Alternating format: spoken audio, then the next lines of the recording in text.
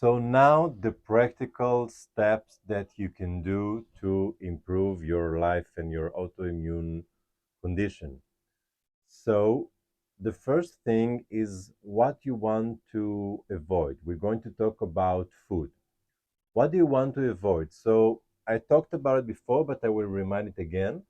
So we want to avoid gluten, we want to avoid coffee, we want to avoid nightshade vegetables, you want to avoid dairy and dairy product, you want to avoid sugar, you want to avoid processed food, you want to avoid soda, you want to avoid alcohol, and I think more or less it's kind of a good list.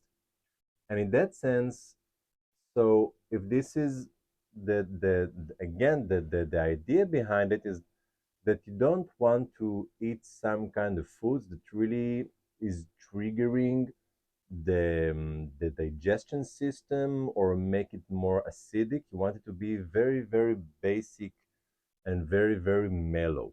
All right. Basic, and I mean the level of acidity in the digestion system. Like to be in a basic condition, not in really hard acidic condition. So this is basically the foods that you want to avoid. So, and the another thing is that you want to have a low carbs diet, and the way I think is better to have some kind of a good protein that basically I don't prefer that it will be some kind of a vegan or a vegetarian. I prefer more meat or fish, etc. But again, for each kind of person, you have to understand and learn your own body. So be free to check which kind of good protein is good for you. Okay.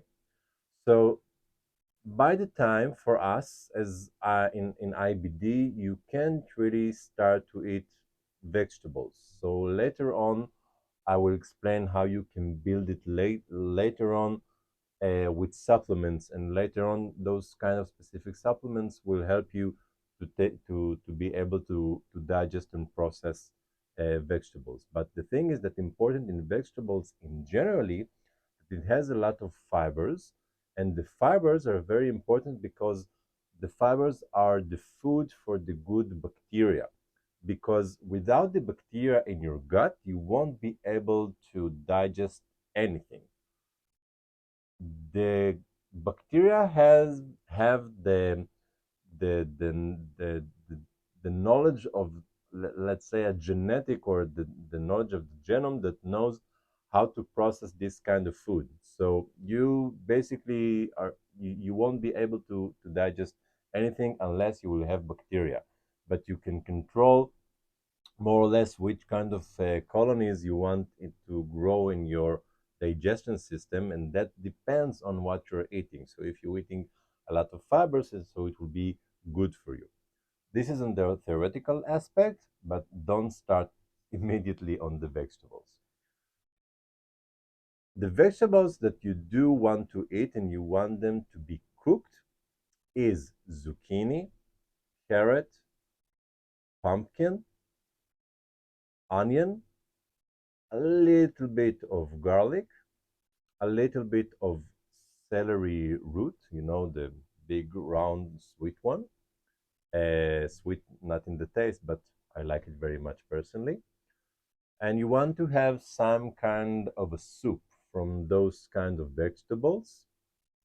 And these are the basic vegetables that you want to start with because they're very their nutrients are very, very good for the digestion system, and it's very important that you will cook them because you can't eat for example a salad. You have to eat cooked vegetables because it's much more easy to digest.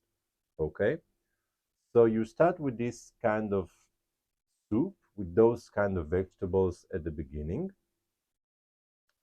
and you want to have personally on the carbs area, you want to have white basmati rice and not whole basmati rice, because all these whole world, let's say, of grains that anyway we don't want, except of basmati white rice, because it's really make the digestion system much more calm, and it's good for absorbing, especially if you have diarrhea, which is very, very common in IBD.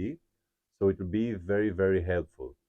So let's start by avoiding the list that I told you. Start with the soup that I told you and also the white basmati rice.